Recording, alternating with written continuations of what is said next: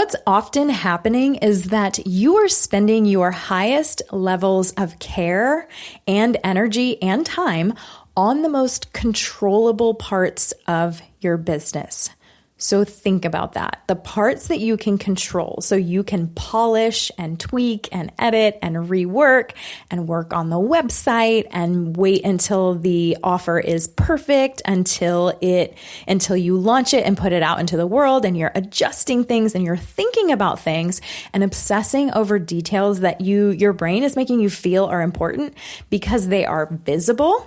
They are immediate and they are emotionally satisfying to control. So at the end of your business time or your business day, you're like, oh my gosh, I was so busy. I did so many things, but nothing actually brought money in and nothing actually really mattered.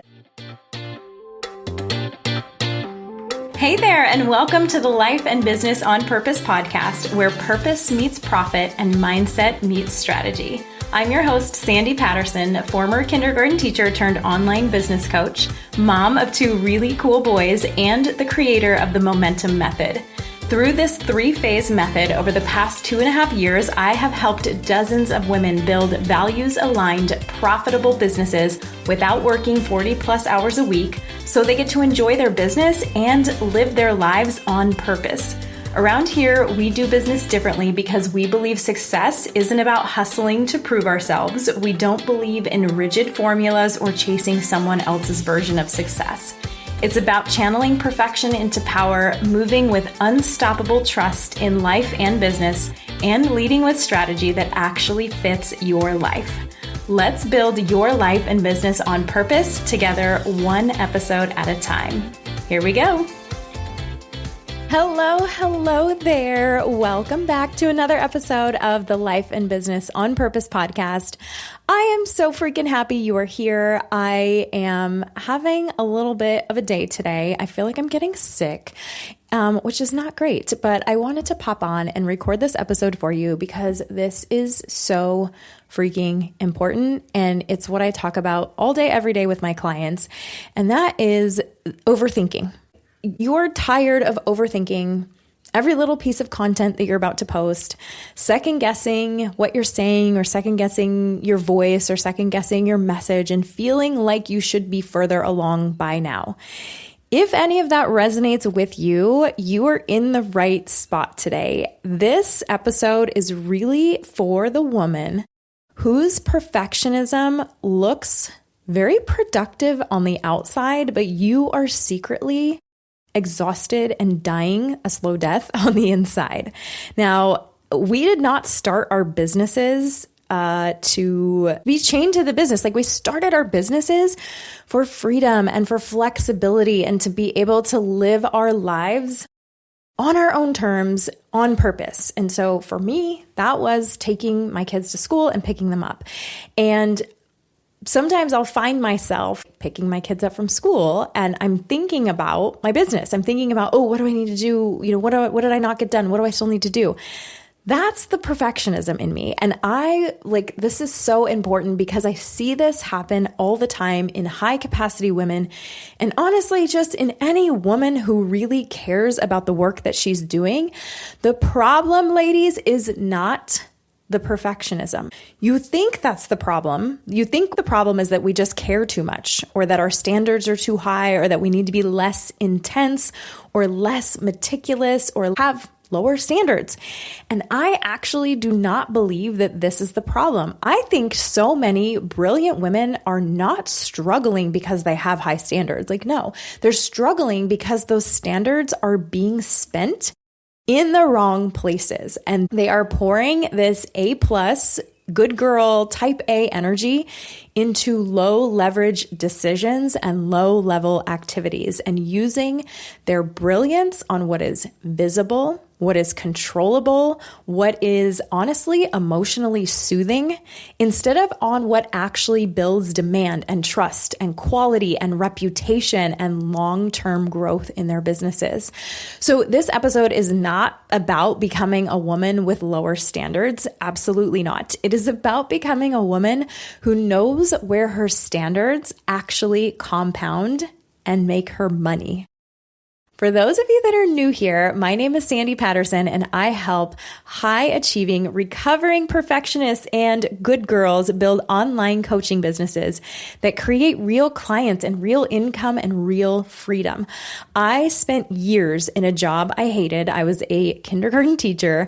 I gave all of my energy to work, and that kept me away from the life that I actually wanted to live with my own family. So eventually I left that job, thank God, and now I run my coaching business full-time, helping women build businesses that support their lives instead of the business taking over their lives. And inside my signature momentum method, I teach the 3 things I believe matter the most, and that is turning perfectionism into power, building self-trust, and creating a values-aligned business that is actually fun to show up for. When these 3 things are in place, there's literally no stopping you. And I've seen this time and time again with the dozens of women that I've worked with over the past 3 years. Now, before we dive into the episode, and you already know that you are pouring an incredible amount of energy into the wrong places. So you're really, really busy, but not seeing a lot of results. And that your next level is not going to come from doing more or packing more onto your schedule, but from redirecting your high standards towards what actually moves the needle forward. There are 2 things that you can do. If you want clarity on what's actually slowing your growth, book a growth gap audit call. On that call, you and I will look at where your business is leaking momentum, where your standards may be being misapplied, and what the real next priorities are to unlock growth. And if you already know that you want deeper, more intimate support to refine your positioning, elevate your business, and build with more precision and power and clean strategy and self-trust, you can apply for private coaching. Both links are in the show notes for that. You choose the path that matches where you are at, but don't just listen to this and do nothing, okay? Do something with it. All right, so let's dive in. I want to talk to the woman today who cares deeply about the quality of her work. And if you are here right now, I know that is you. You want to build something excellent. You want a business that grows. You want to create demand so you don't feel like you're constantly chasing people. You want your audience to trust you. You want to be known for something, and not only for something, but something that you are really, really good at, for the quality. So you have people raving about you. You want to create those real results for your clients. And you also, of course, want to feel proud of what you're building. You don't want to build it in a way that constantly drains you or bottlenecks you or makes you feel like you are always, always behind, running on that hamster wheel. And if that's you, no shade, we've all been there, but we want to get you out of that. You want to be highly devoted to your business without being constantly overextended or overworked. And you want to keep your standards, right? You want to keep the way that you care about your clients and the world and about doing things well. Basically, you want to keep your excellence, right? You want these things to actually support your growth, not low key, slow it down. And I think this is where a lot of women get confused because they assume the problem is that they care too much. So we assume, okay, my standards are too high. I need to be less, I need to care less. I need to be less of a perfectionist. I need to stop being so intense. I need to just kind of like let go, right? But I don't actually think that's the deepest truth here. I think what you want is not to become less excellent. Like, let's own our high standards and who we are, all the parts of us. You just want to become more effective and more focused and more discerning and more powerful with where your energy is going. What's often happening is that you are spending your highest levels of care and energy and time on the most controllable parts of your business. So think about that. The parts that you can control, so you can polish and tweak and edit and rework and work on the website and wait until the offer is perfect, until you launch it and put it out into the world, and you're adjusting things and you're thinking about things and obsessing over details that your brain is making you feel are important because they are visible, they are immediate, and they are emotionally satisfying to control. So this can look like spending forever on a caption or a reel, over editing your sales page or working on it constantly without actually ever putting it out into the world, delaying an offer because it's not fully complete or it's not built out or it doesn't feel fully perfect yet, obsessing over branding or visuals, like what's my color palette? Like nobody cares. Okay. It could look like refining little details while you're avoiding the bigger conversations, right? Or even spending hours on things that feel really productive, but are not actually a strategic lever. So at the end of your business time or your business day, you're like, oh my gosh, I was so busy. I did so many things, but nothing actually brought money in and nothing actually really mattered. And this is why it gets really sneaky, because it doesn't look like self-sabotage. It looks like you being responsible and you being really thoughtful and you being really careful and you appreciating excellence. And it can look like devotion. And sometimes, you guys, it can even look like leadership. But really what's happening is you are using that A+ energy on low leverage decisions. So you're spending your brilliance on what feels controllable instead of what is actually consequential. And because you're busy, because you care, because you are putting all of this effort and all of this love to these low leverage things, you might not immediately realize that this pattern is actually part of the problem. And this is where the real breakdown is. It's not that those standards are bad or that your excellence is bad or even caring deeply is bad. You guys, we're all going to care about our work. I tried to stop fighting that a long time ago. It's that when your standards are misallocated, your business starts to bottleneck around the wrong things, and we find ourselves thinking, holy shit, I'm doing all this work and nothing is working. The work that actually moves the business forward, okay? The key strategic things that you can focus on, the things that build demand and trust and reputation and client experience and momentum, those things are not getting that high level A+ energy. Instead, your energy is being absorbed by those lower consequence things that don't actually matter. So you feel busy, but you don't really feel like a lot of momentum or feel very powerful. You're just kind of like, okay, I did stuff, but like, what's happening? You feel really productive, but not really effective. Definitely have felt that before in the past about like, I did so many things. I've done so many things today, but like, I don't know if anything actually like it's helping me here. It's not helping put money in my bank account, and it's also not really helping serve my people. So you feel really full, but not always super focused. Like we're kind of like, what should I be focusing on, right? And that creates a very specific kind of frustration. And that frustration is in, I'm doing so much. Why does it still feel like things are not moving? It's because effort and effectiveness are not the same thing. A lot of women are not stuck because they don't work hard enough or they aren't doing anything. They're doing too much. They're just stuck because that excellence and that brilliance is pointed at the wrong target. The perfectionism is holding it in these things that don't matter.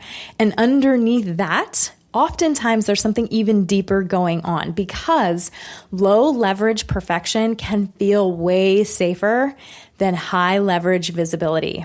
Okay, it feels safer to tweak things on the back end than to actually invite people into your work. It can feel safer to work on your website or finish up your business cards than it is to actually get out there and sell. It's safer to edit things and tweak things than to make decisions and stand behind them and stick with them. And it's also safer to like be in that prep mode than to actually get out there and be fully seen and like, here's what it is, world, like, come on in, take it or leave it. So some of what looks like high standards is actually just control. And again, not all of it, but enough of it that we need to be honest here, right? Because if your standards are helping you avoid that moment of truth, the thing that's actually going to move you, like launching something, inviting someone into your work, having a conversation, pitching, getting market feedback, then those standards are no longer in service of your vision. Okay. They are in service of the fear. And that's why this is no longer working for us. Okay. So what are we going to do instead? We're not going to lower our standards. Okay. That's not the move here. It is not my vibe. The move here is to redirect your standards, to become more discerning about where these high standards and this perfectionist energy and this attention to detail is actually going to help you compound. So we ask, what are my key levers right now in the season of business that I'm in? What is actually creating demand? What deepens trust with my people? What actually improves the client experience? And what strengthens my offer or my brand or the spaces and the rooms that I've already created, my reputation and my body of work as a whole? Because not everything deserves the same level of energy. And this is where focus becomes a really, really powerful practice. If you know where you're going and you know what matters in this season, and then you stop treating every task like it is equally important, you stop acting like every detail deserves the same level of attention, and you start reserving those high standards and that perfection for the things that truly shift outcomes in your business and create revenue, create clients, create demand, create desire. So instead of spending your best energy on what is most controllable, you're going to spend your best energy on what is most consequential. So those things might include strengthening your actual offer by improving the messaging around it, making clear invitations. My clients all swear by personal invitations. I literally just have one of my mastermind girls. She dropped in our wins channel in Slack. She said, I have 18 people so far signed up for my webinar, which she is so stoked about. And I said, girl, where are they coming from? Because we want to pay attention to what's working and keep doing more of that. And guess where the majority of them came from? Personal invitations. So it works. These things might be refining the client experience. So making sure that your current clients are having an exceptional, amazing experience, focusing and learning your sales process, supporting retention. So the people that are already in your world, building the room, making decisions that support your long-term vision, not just the right now. Oh, this feels good to do. Let me get an Instagram post up. And also creating a business model that is more sustainable and less chaotic. We were literally working on this on our mastermind call this morning. That is what you should be doing instead. Keeping the high standards, keeping the excellence, but aiming it, leveraging it to where it actually matters. So the way that I love to think about this is through a framework I call the high leverage standards framework. This is the process that I would use to coach you through this if you were sitting right in front of me, which you kind of are right now. Okay. So step one is identify what you're over perfecting. So first, look really honestly at where your time and your mental energy and your emotional charge are going. So this might require you to do an actual time audit and say, where is my time actually going? You know, I have 4 hours of business time. What am I actually doing in that time? And then at the end of that time, where do you feel emotionally and mentally and energetically drained or also inspired? Okay.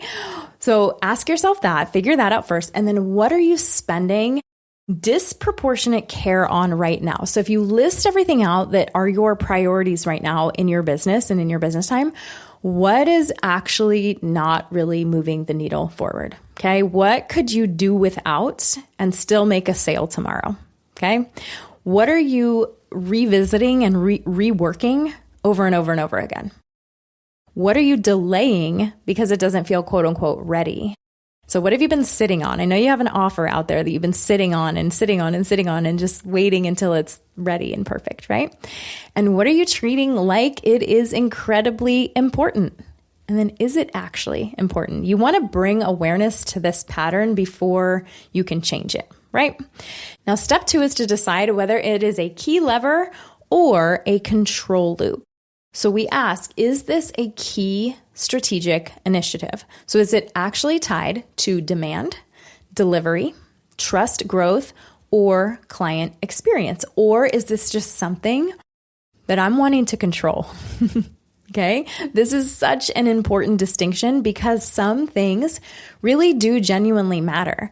And some things matter mostly because they help regulate your discomfort. Let that sink in for a second. I know it can feel a little bit startling, but if you get really honest with yourself about what you're focusing on in order just to feel comfortable or to avoid the discomfort, that is a problem. Okay, so the question becomes, is this excellence or is this just control dressed up as excellence?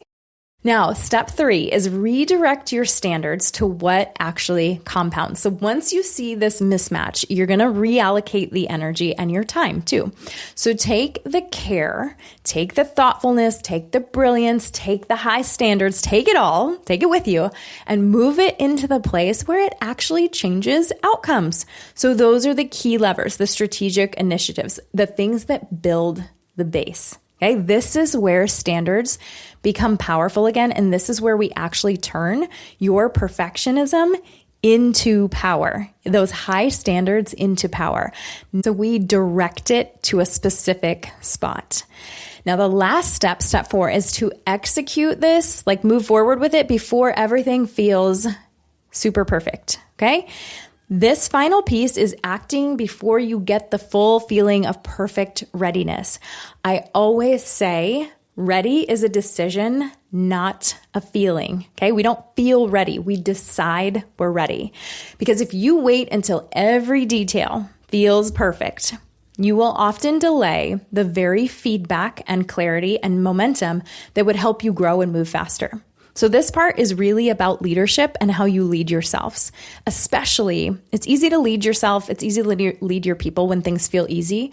But when you feel discomfort or you feel uncomfortable or you feel yourself up against an edge, that's where the true leadership comes out. Okay. This is about being willing to publish, post, invite, sell, launch, decide, move, even when some part of you wants to pull back and go, I could tweak this. I could make it a little better. It's like, no, this is how you stop using that perfectionism to avoid your power. And it's how you stop misallocating your high standards. It's how you become a woman whose standards actually serve her vision. Let me give you an example, a metaphor for this, okay? This is like you tending to the visible part of a plant. So I am not a gardening person. I recently became a indoor plant girly. So let's talk plants here. You are tending to the visible part of the plant obsessively. So like polishing, wiping the leaves off, misting the surface, making it look really, really cared for.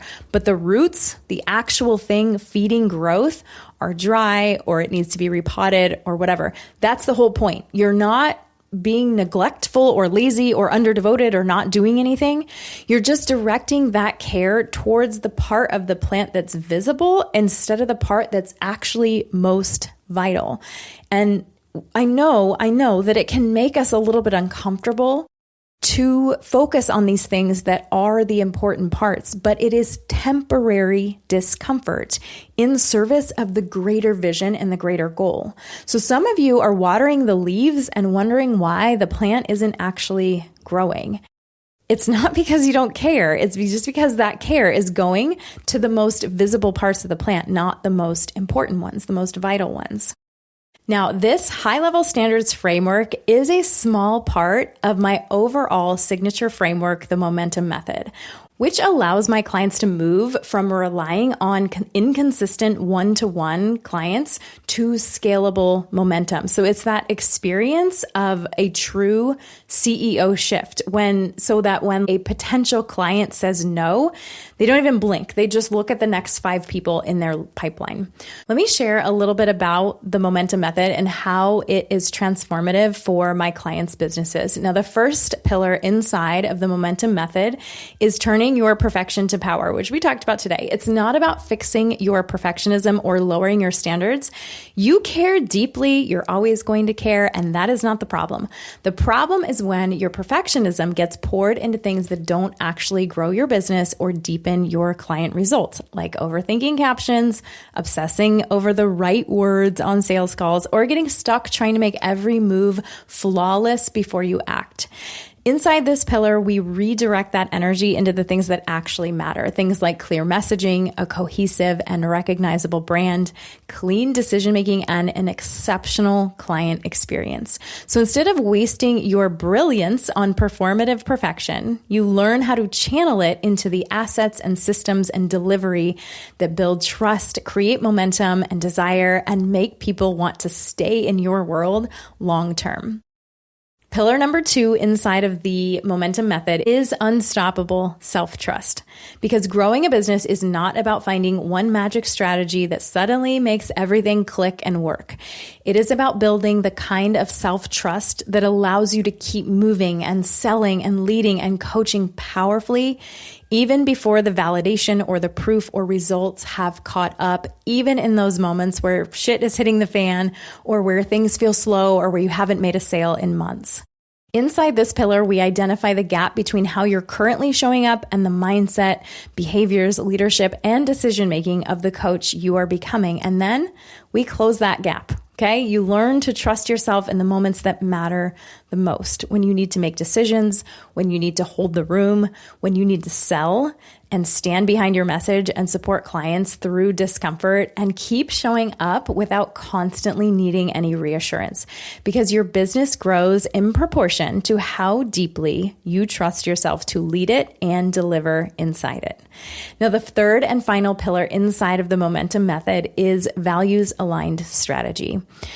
A successful coaching business isn't built by doing everything or copying everyone or forcing yourself into strategies that don't fit you and your strengths and the season of life you're in or your values. It is built by creating content, sales, marketing, and delivery strategies that work for you and that you can execute consistently and sustainably and have fun doing them. Inside this pillar, we simplify your approach and build a business model that feels aligned with your voice and your vision and the way that you want to lead. And that means choosing strategies that you can repeat without dreading it, a sales process that feels really natural to you, and delivery structures that support both your client's transformation and your own capacity. Because the best strategy is not the one that looks good on paper or the one that your coach is doing or the one that you saw some girl do on Instagram. It is the one that you can lead with excellence again and again and again. So if you've been telling yourself that your standards are the problem, I want to offer you a different possibility today. Maybe your standards are not actually the issue. Maybe the issue is where those standards have been going and where you've been directing them. Because your high standards and your excellence is valuable. Your care and your devotion, that all matters, and it's not something that I would ever want anyone to change about themselves. But those things just need direction. They need focus and discernment, and they need to be in service of what actually matters in your business. So you don't need to become a woman with lower standards. We are not about that over here. You need to become a woman who knows where her standards compound. And that, my friends, is where your power comes back, where the momentum builds, and where your business gets to grow and start working with more clarity. And this is where your business gets to grow and compound and snowball with so much more clarity and so much more power. Now, if this episode showed you that you are inadvertently pouring your incredible energy into the wrong places and that your next level is not going to come from doing more, but from redirecting those high standards towards what actually moves the needle forward, you have two options. Number one, you can book a growth gap audit call if you want clarity on what's actually slowing down your growth. So if you are a person that is like, I'm doing so much work and I nothing seems to be working. Let's get together and look at where your business is leaking that momentum and where your standards may be being misapplied and what the real next priorities are to begin to unlock that growth and make the growth easier. And if you already know that you want deeper, more intimate support to refine your positioning and elevate your business and take it to the next level and build with more precision and clean strategy, you can apply for private coaching or my mastermind space. Both links are in the show notes. Choose whichever one fits where you are at right now. But please, like I said in the beginning, don't just listen to this episode and be like, yeah, she's right. Go do something with it. Go implement, go notice, go implement the framework that we talked about today and make these changes. I promise you it will make a huge difference, both in the results that you're seeing, but also in how you feel when you show up for your business. Now, if this episode gave you something, take a screenshot and share it on Instagram stories. Tag me in it. I genuinely love seeing your takeaways and hearing what landed for you. Literally nothing makes my day more than people dropping into my DMs and saying, oh my gosh, your last episode was so good. It helped me so much. And if you've been listening to the show and it has supported you, please consider leaving a review. That is such a beautiful way to give back and to help more of the right people find this podcast, find this community, find this brilliant work that we are all doing here together. So until the next episode, I love you, take care, and turn that perfectionism into power. Mwah. If you are sitting here thinking, oh my gosh, this episode was made for me, you have two options. You can book your absolutely free, no pressure growth gap audit call. On this call, we'll take a look at your current life and business structure, identify where your gaps are, and show you how to close those gaps so you can get better results with less effort by working smarter and focusing your time on what actually moves the needle forward. The link is in the show notes for you. Or if you're ready to go from one-off wins to repeatable revenue with structure, strategy, and sales that support your life and keep dream clients coming back and your calendar full without burning out, you can apply to work together by clicking the link in the show notes. Make sure you hit that follow button so you don't miss any new episodes. And if this episode hits home, please consider leaving a review, hitting those stars, and sending it to your biz bestie who's also ready to build a life and business on purpose. I'll see you next time.